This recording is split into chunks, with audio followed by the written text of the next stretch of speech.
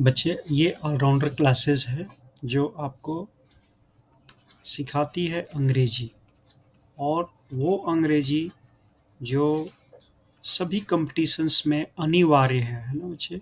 जो भी आप नौकरी के लिए कंपटीशंस देते हो, चाहे वो एनडीए के लिए देते हो या यूपीएससी का कोई भी एग्ज़ाम देते हो या फिर एयरमैन का एग्ज़ाम देते हो, आर्मी नेवी का एग्ज़ाम देते हो या फिर कोई एसएससी का एग्ज़ाम देते हो, रेलवे का देते हो, है ना, बैंकिंग का देते हो, जो भी, क्योंकि आजकल सभी एग्ज़ाम्स में ये एक इम्पॉर्टेंट सब्जेक्ट है।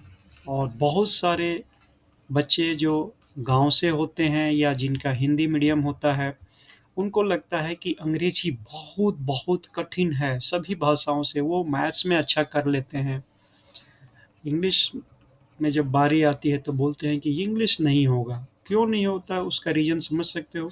जो मैथ्स अच्छा कर सकता है, फिजिक्स अच्छा कर सकता है, केमिस्ट्री अच्छा कर सकता है, या फिर बायो अच्छा कर सकता है, या कोई भी सब्जेक्ट अदर देन इंग्लिश जो अच्छा कर लेता है, आप ये समझ लो कि उसकी आईक्यू तो बहुत अच्छी है, उसकी मेंटल स्टेबिलिटी तो बहुत अच्छी है, वो इंटेलिजेंट तो है बच्चे, इसमें तो कोई दो राय नहीं है कि वो इंटेलिजेंट नहीं है।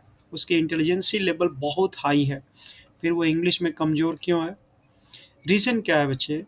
कि उसको इंग्लिश पे शुरू से ही ध्यान नहीं दिया गया, अंग्रेजी को बहुत कठिन बना दिया गया। परिवेश या घर में उसकी अंग्रेजी बोलने वाला कोई नहीं रहा, स्कूल में कोई अंग्रेजी बोलने वाला नहीं मिला, ऑफिस में यदि नौकरी मान लो कर रहा है, वहाँ से वो अब आगे ऑफिसर बनने की तैयारी कर रहा है, वहाँ पे इंग्लिश का माहौल नहीं रहा, तो उसको जिस चीज़ का माहौल नहीं होता है वो चीज़ को कठिन लगती है ना। ऑलराउंडर्स कहते हैं कि इंग्लिश सभी से आसान है, इंग्लिश बहुत बहुत आसान है। मैं इसका एक जस्ट आपको एग्जांपल देता हूँ बच्चे। ऑलराउंडर्स क्यों कहते हैं कि इंग्लिश आसान है? देखो, आप भी एक्सपेरिमेंट करके देखो। जैसे आप हिंदी बोलते हो मान लो, तो हिंदी में बोले हो कि पानी ओनी लाओ, ऐसे बोलते हैं ना, मान लो पानी ओनी लाओ, है ना, पानी, है ना, पीने होने के लिए पानी बहुत ज़रूरी है। देखो बच्चे, इसको इंग्लिश में बोलेंगे पानी को या पीने को, तो पानी को क्या बोलेंगे? वाटर लाओ, है ना, वाटर, वाटर लाओ। लेकिन ओनी कहाँ से लाओगे? पानी तो आप ला दोगे, पानी की अंग्रेजी तो ओनी होती है, पानी की अंग्रेजी तो वाटर होगा, बट ओनी की अंग्रेजी क्या होगी? ओनी की अंग्रेजी कुछ नहीं है। यानी मैं बोलूँ कि हिंदी में ही दो शब्द आप यूज़ किए, बट इंग्लिश में तो केवल एक ही शब्द यूज़ किए ना, है ना। जैसे पंजाबी में बोलो भाई माड़ा मोटा ये हो जाएगा, माड़ा मोटा हो जाएगा, तो माड़ा मोटा हो जाएगा मतलब कि एक शब्द तो आपने यूज़ कर लिया, दूसरे शब्द की इंग्लिश ला के दिखाओ ना, कहाँ होगा, है ना। इट मीन्स आप कहना चाहते हो कि वेरी स्मॉल स्मॉल चीज़ें हो जाएंगी, छोटी चीज़ें हो जाएंगी, बट दूसरी कहाँ पे अवेलेबल है भाई, है ना। बोलते हैं कि आप किताब उताब लाओ, किताब उताब लाओ, है ना। मार्केट से बोलेंगे कि फादर साहब को अपने बोलेंगे किताब उताब मेरे लिए लाना जी, मुझे इंग्लिश सीखनी है जी। अब किताब तो मार्केट से लेकर आ जाएंगे, जिसकी अंग्रेजी होगी बुक, बट उताब कहाँ से लाएंगे? इसकी अंग्रेजी बताओ, कोई कहाँ पे है कोई? नहीं है। तो मैं ये आपको बताना चाहता था बच्चे, आपके मन में फोबिया है, आपको डर है कि अंग्रेजी बहुत कठिन है, अंग्रेजी में एग्ज़ाम होते हैं इसलिए हम पास नहीं कर पाते हैं, बाकी हिंदी में करा लो या फिर किसी रीजनल लैंग्वेज में करा लो, उसमें मैं अच्छा कर दूंगा। मैं इस चीज़ का समर्थक नहीं हूँ बच्चे। अंग्रेजी ज़रूरी है, जो भी आप एग्ज़ाम्स देते हो उसमें बहुत अच्छा मार्क्स ले लेते हो, लेकिन यदि इंग्लिश में क्वालिफाई नहीं किए या इंग्लिश में अच्छा मेरिट नहीं लाए, तो फाइनल सिलेक्शन बच्चे आपका नहीं हो पाता है। क्यों नहीं हो पाता है? क्योंकि आपने अंग्रेजी को बहुत डिफ़िकल्ट समझ रखा है बच्चे, है ना। और डिफ़िकल्ट जिस चीज़ को समझ लेते हैं उसमें मन नहीं लगता है, वो अच्छा नहीं लगता है। बड़े बड़े काम कर लेंगे, लेकिन जो छोटी चीज़ है उसमें यदि डिफ़िकल्टी लगती है तो नहीं कर पाएंगे। तो ऑलराउंडर क्लासेस आपको इंग्लिश को एकदम छोटी सी छोटी, आसान से आसान, बहुत ही आसान तरीके से आपको सिखाएंगे। और हमारी क्लासेस चलती हैं सुबह 5 बजे से 6 बजे तक। ठीक है बच्चे, ऑलराउंडर क्लासेस चलती हैं सुबह 5 से 6 मॉर्निंग में। और ये नया बैच शुरू होने जा रहा है 15 नवंबर से। तो आप शुरू से ही इस क्लास को, इस डे 1 से स्टार्ट होने के समय से ही आप इसको ज्वाइन करो तो और आसान होगा। क्योंकि यदि बीच में से आसान चीज़ को भी बीच में से पकड़ना शुरू करते हैं तो वो थोड़ी सी फिर कठिन वाली स्थिति में आ जाती है। तो मैं आपको सजेस्ट करूँगा कि जितना जल्दी हो सके, मान लो आज आप ये वीडियो नहीं देख पाते हो, लेकिन जब भी देखते हो, जितना जल्दी देखते हो, उसी दिन से आप ऑलराउंडर क्लासेस ज्वाइन कर सकते हैं। ऑलराउंडर्स क्लासेस का व्हाट्सअप नंबर है बच्चे, व्हाट्सअप नंबर 7000992605 है ना, 26055 है ना।